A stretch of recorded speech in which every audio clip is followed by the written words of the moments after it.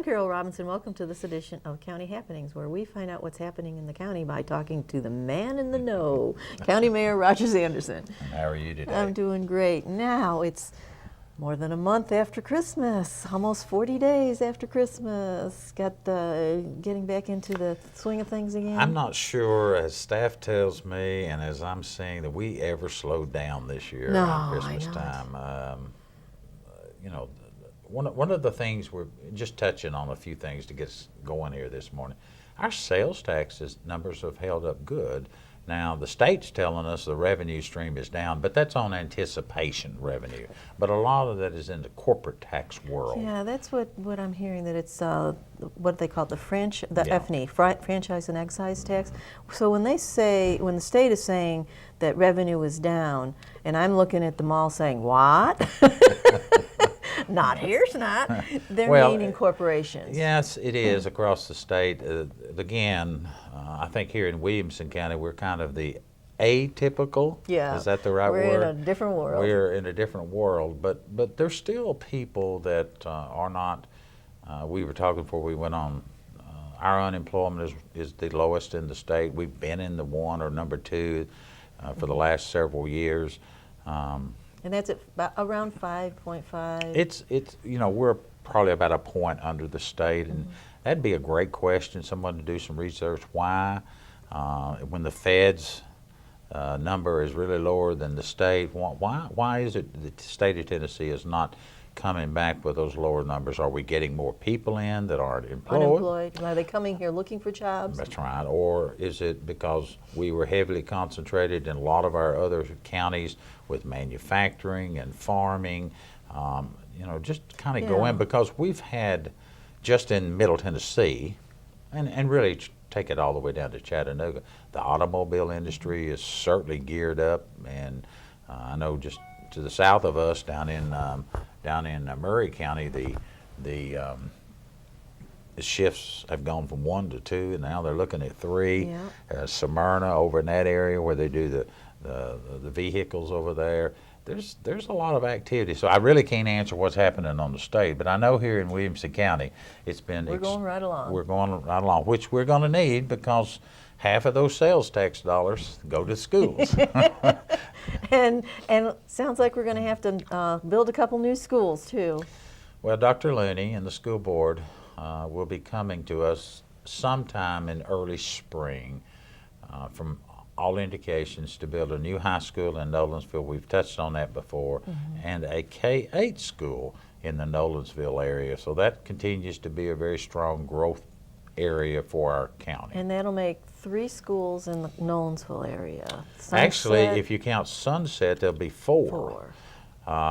We took the old Nolensville elementary, built a new school. The county and the city are developing the old Nolensville school into a recreation. We've tore down about half the building, but we're in the process where Nolensville and the county are each putting in equal money for bricks and mortar improvement. And then once that's up and going, we will run it. So you count a new school there. Sunset's been there maybe 5 years, and then we're going to do an elementary or K-8, and now a high school. So it's quite an investment of taxpayers' money over in the Nolensville, but that's a community that's growing. Now, will that help alleviate the growth at Ravenwood and Brentwood High? Because I know the Nolensville kids, either they go to, well, most of them go to Brentwood now for high school. The long answer is yes. The shorter answer is the school board does the zone lines, as you know, and I'm sure they haven't quite figured out where all those lines are going to be. However, the Ravenwood School and the Brentwood School, both of our high schools over in that area, and even to some degree, because some of the folks live. Some of them go to Page, but not very many. It used to be most of them went to Page, but not very many anymore. But those 2 high schools, Brentwood and Ravenwood, have a large, sufficient number of children going there. So this school is to eliminate that. Now, how those lines are going to be drawn before people start calling in. Oh, no. Now, I was just saying that right now. And it's 2 years. It's 2 years off. If we started on 2 years off, and then usually they do a gradual. Yes. That is correct. Although I think they may have to look at this one more than just gradual. Yeah, But they try to grandfather those children that are going to those schools, give them an opportunity to graduate at those schools, and then route the new people in the zone. But it takes 2 years from the time you start pushing dirt to do a high school. We've built enough of them we know now. Now, there are exceptions. You can kind of speed that up, but they're looking at opening this school in the fall of 2016. Now, we have tried, and you can remember a few of those, where we would finish the school in December and try to start in January. That causes all kinds of problems. Because children don't want to move in the mid-year, the parents don't want them to move in the mid-year either, and it's just very and you got difficult. programs moving from one place to another, and different teachers, and It doesn't crazy. work. No. And it even works less, if it's possible, in the elementary schools, because our kindergarten, first, second, third, fourth graders, they're much more in tune to attach themselves to the teachers, where high school kids may not, but to move in elementary school is not going to happen anymore. We've done that in the past. We've learned. So those schools, but it takes about, on a general building year, 2 years for high school, about 1.5 years for middle school or a K-8 school. Elementary is about a year. And the difference are the amenities that you have to, You the got parking. fields and parking Right. and And labs and all kinds of That's stuff. right. So a K-8, I suspect they'd probably try to get that open. I'm just guessing at this one. They could work some overtime and at nights and on the weekends, providing have good weather. And based on 2014 good weather, there's nobody out there working right now. And during the summer, it was hard to work with those torrential rains. Yes. If you were doing any outside work, it stopped. Now, once you get the 4 walls and the roof on, you can go inside and work. But you got to get that done. You got to get that done first. And 2014 is not lending ourselves to a lot of good outside building. And I'm sure there's some men and women that work outside thinking, we got to get this over with. Yeah. What happened to Tennessee? Yeah. Hopefully about March, the weather, of course, we get into some rainy weather that time, and that's just as bad on you as the cold weather. However, and we know some programs which will kind of lead us into a different discussion, I know.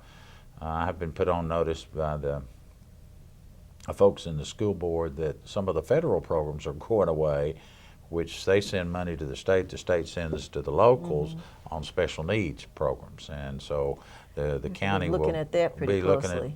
very closely. And there's kind of been a mindset for the last 4, 5, 6 years that programs that are funded at the federal level, once those programs go away, you really have to evaluate, are those programs needed? Are they really a necessity?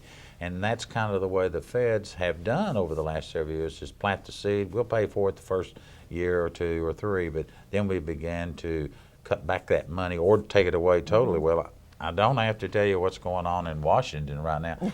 They're having a very difficult time just making a year-to-year budget, much less 2 and 3 out.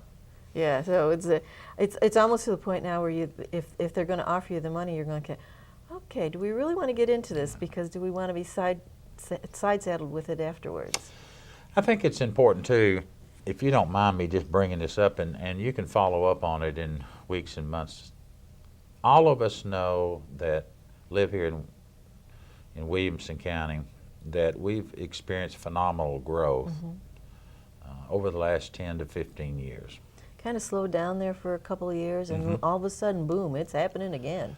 But what we probably have not been able to keep up with in the growth, I think in schools, overall, we've done a pretty good job, but doing a combination of a whole bunch of things, rezoning, looking at our curriculums. There's so many things they can tackle, and it's an ongoing problem or issue all the time. But one of the things we've probably not kept up with as good as we need to has been in our court system, in our public safety area. And I like to just lump all of those in together. If we've grown, say, 50% over the last 10 to 15 years, and it's pretty close to that, but our court system still... We've only added 2 judges. That's right. and you know, the building is an issue. You could probably do a part-time judge from time to time, or call one in to help sit on the bench, but we're physically almost out of space. You're going to have to go back to the old courthouse. And that courthouse, the money, and again, this was, 6 or 8 years ago when it was renovated. Well, and during the last several years, we brought some of the sheriff's folks over there, the warrant division, which makes sense to be close to the new judicial center. But now then, we're experiencing more trials, more hearings. We have put in a judge with Sharon Guffey as a juvenile. Full-time, deal with that population, the juvenile population, off from Century Court. But even now, with the population growing, she needs help. Yeah. So in the next year or two, we'll have to really evaluate how we're going to address, as people move in, you do have more issues. You have more trials, you have more hearings, you have more divorces, you have more custody hearings, you name it, we've got Well, the it. neighborhoods are closer, so you have more issues, just people issues. We've been very fortunate that our judicial system has worked the way it works, and the way they share the caseloads, and how we move people in and out of rooms. But as I hear from that side of government, that it is becoming an issue, and so many of our cases that are involved, where they used to could be heard by maybe a magistrate and then get in and get out, today more and more people want to have that heard either by a judge or a jury, or by someone of their peers. And as we grow, we're going to see more of that. We're also, unfortunately, have more truancy. We have more juvenile issues. Just in the last few weeks, we've had some issues that have popped up where homes have been broken into, cars have been broken into, and this is still a very secure community. And I think that people start going into a panic when they... because we don't have it. Yeah. And This so we're isn't- not used to watching out. We're not used to making sure that the doors are locked and anything that's valuable is tucked away where you can't see it. It's not, or taken in the house. Well, I think the sheriff nailed it on the head the other day. We were talking, and if you've got something of value, get it out of your car or hide it. But whatever you do, either scenario, lock your doors. Yeah, make it difficult to Make get it in. a little bit difficult. Because when they're breaking out the windows, we might get a fingerprint. We may catch some blood on one of those rascals. And if they're just opening the if door. they're opening the door, helping themselves to it, the chances are a lot slimmer. Yeah. Well, and insurance, a lot of times, if the doors aren't locked, insurance won't cover. So Well, we're you're making putting yourself in a pickle. We're making a very concentrated effort, as you know, over the last 1 year. We've put SROs in all of our schools. So that's for safety and security, whether you agree or disagree with it. It was what the commission voted on, and it was provide a safer place for our children so they could go to school. Fortunately, we've not had an incident. We've had one or two we thought might have been an incident, but come to find out it was a guy carrying his ROTC rifle in the camouflage thing. But it had everybody go into lockdown mode. So we got to practice, and nobody was hurt except a whole bunch of mothers and fathers hurrying home to pick up their child. But so we learned from a real live scenario. Well, and you had the scenario over at Scales too, that SRO was an integral part of that, getting it going. So I think it pays dividends. It just costs money, like everything else we do here. But in the long run, overall, we went to bond at the end of 2013 to borrow some money to build a school or two and do some other things. And we were able to secure the Moody's AAA bond rating one more time, which simply means that the Nina and her staff and our departments are doing good, watching the P's and Q's, dotting the I's, but keeping money in the bank so that when we have to go borrow money, we can borrow it at the most available rate. But the issue is now, not only have we got schools to deal with, but public safety is Law enforcement, coming more it's to light. It is. You can only expect these guys to work so many hours. Fortunately, I think that here in Williamson County, our sheriff and the men and women that serve there, and our police chiefs, and throughout all of our 6 cities, and where they have police chief, I know Thompson Station doesn't, but in those areas that they do, and working with those individual efforts, as you know, over the last 5 or 6 years, we've put together a task force to look at public safety as a whole. That allowed those men and women to come together, talk about, does my radio talk with your radio? Are we on the same frequency? Jurisdictional basis, doing memorandums of understanding. And these are all things that have come to light in the past few years when we've had natural disasters happen. I think in 2010, in May of 2010, when we had that horrendous flood, although our community did have its areas that were severely impacted, what we really learned from that, we weren't as prepared as we needed to be prepared.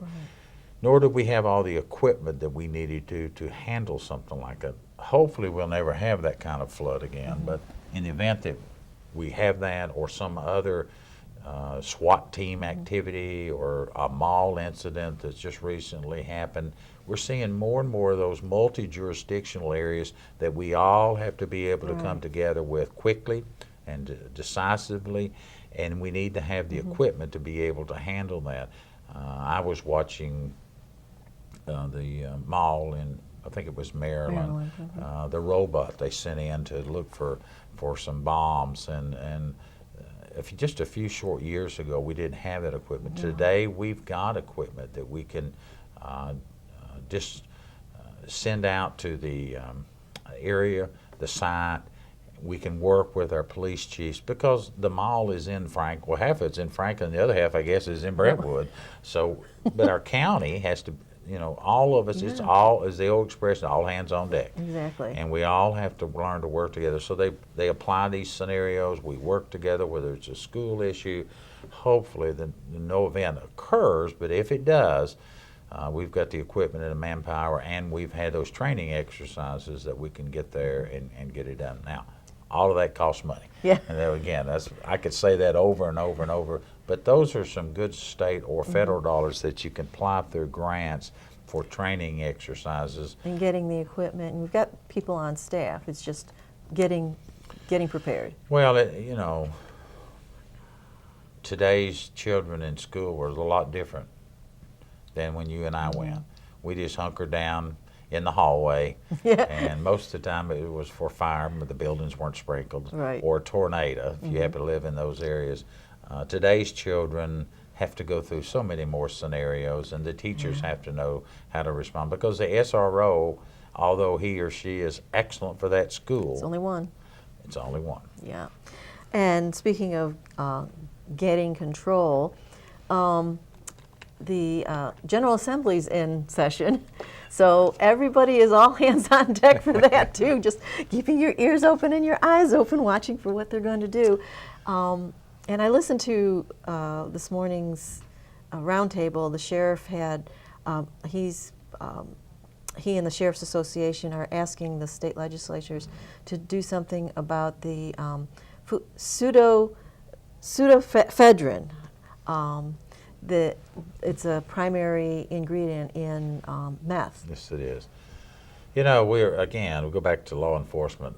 We're very fortunate in Williamson County. We probably had 3 or 4 cases of meth labs, and what they're trying to address now is the issue of manufacturing of the meth products. And one of the products that you have alluded to, you can buy over the counter. It's cough medicine. It's cough medicine, or it's a tablet, or it's a capsule, or it's a liquid. And it makes it very difficult from the law enforcement community to be able to regulate, monitor that, because you and I do get sniffles. Yeah, it's a great cold and allergy it helps dry you up and stuff. And it's, I know some states have outlawed it, and yet, as far as I'm concerned, you're outlawing something that, because a few people do it, and it is dangerous, and I get it, but you're punishing everybody. But I think the sheriff and the Sheriff's Association came up with a good remedy. I think they have too. I think the sheriff is not only the sheriff of Williamson County, but he's really the spokesman for so many of the sheriffs. He's past president, so he's got the connections up on the Hill.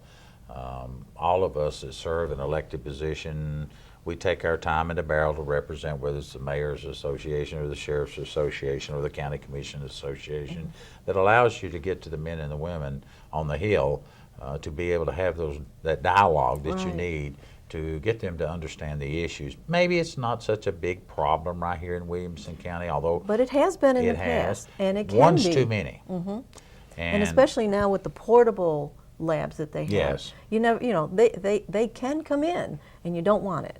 And the product they're trying to regulate is the tablet form, not the liquid, not the capsule, that would allow you to have one box, so many grams, really one dose, that you can have. It's that second and third dose that you're going to have some issues with. Now, again, it's not been approved yet on the Hill, but they're trying to say that the Sheriff's Association would like some heavy restrictions placed on that capsule, that you could buy a quantity for the use of your coals. The little white tablet. Because that's the main ingredients. The capsule and the liquid form, they can't use it as easily in the manufacturing. Now, the real issue is it's not only, it's a shame we have to spend hard-earned tax dollars to protect and stop this, because when they're making that product, it's oftentimes people are breathing the fumes. We already know that wherever it's manufactured, in a hotel room, a rental piece of property, very seldom they're going to do it in their own home. Right, because most of them don't own their own home. That's right. So if it is the figure that you and I heard this morning, that 40% of the burn victims at Vanderbilt is because of the meth issue here in the state of Tennessee.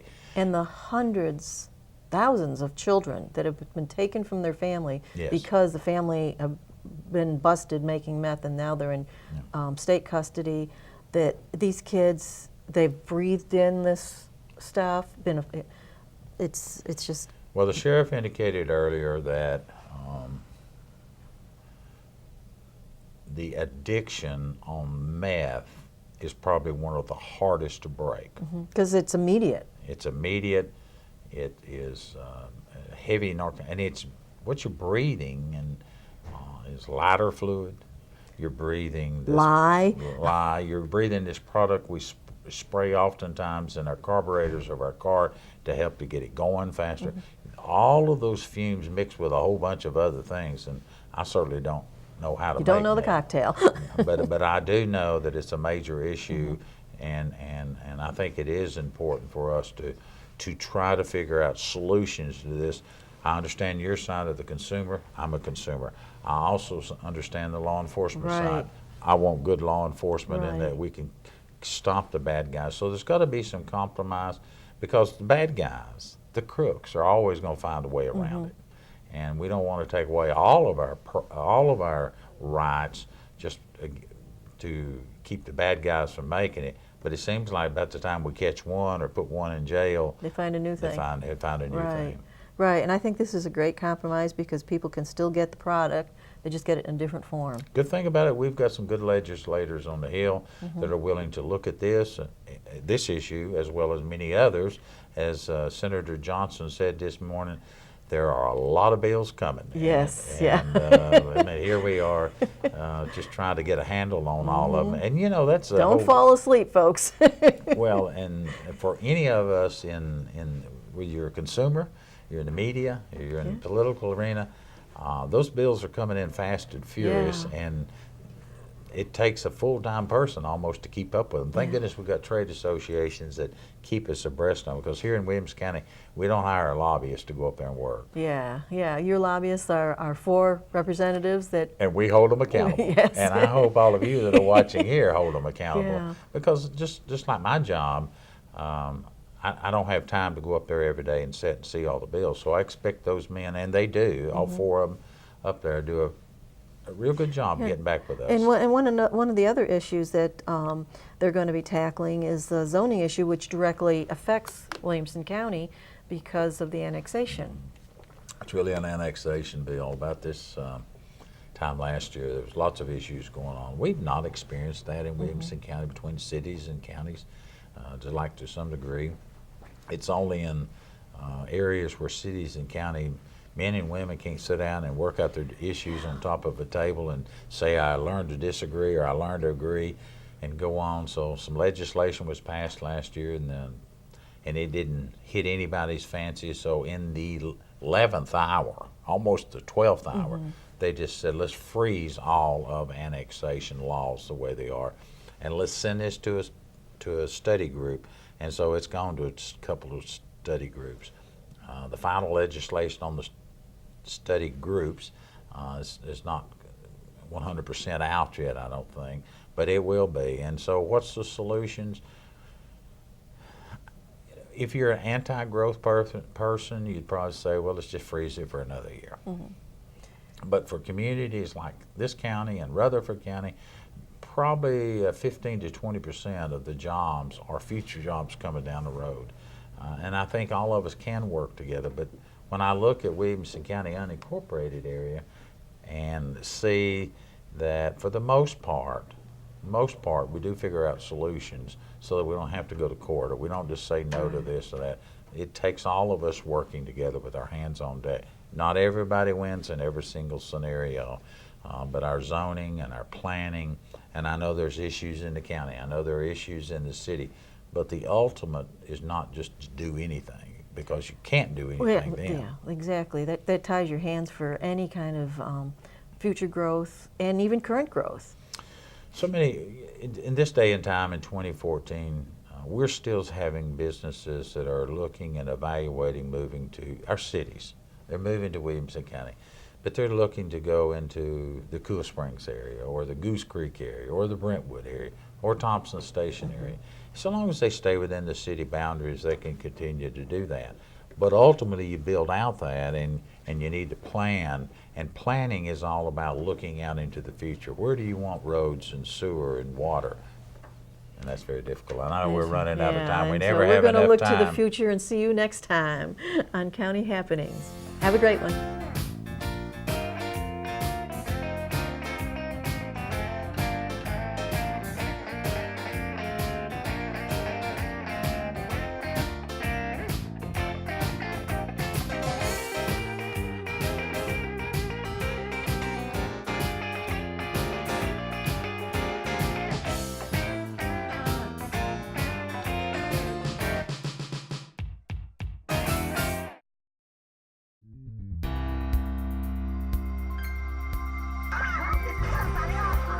Want to build memories with your child? Turn off the TV and read. Reading is one of the best family activities around. It's free and without commercials. Start with picture books for young children and build to storybooks and novels. Vary the length and topic of what you're reading. And read slowly enough so that your child can draw pictures in his mind about what is being read. Invite your child to turn the book's pages, or pause and ask your child to predict what's going to happen next in the story. Mom, where have you turned that car? Young children like to read the same book over and over. During repeat readings, stop at a key word and let your child fill in that word. Is that the burner bone? After you finish reading a book, reflect on it together. Build memories. Read. This Choose Success moment has been brought to you by the Middle Tennessee P16 Council.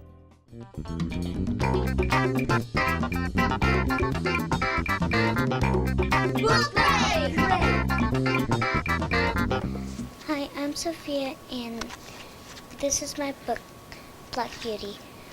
I chose this book because I really like the illustrations, and my favorite part is when Black Beauty finds a new owner and he gets hurt, but the owner takes good care of him. And you could find this book at school or at a store.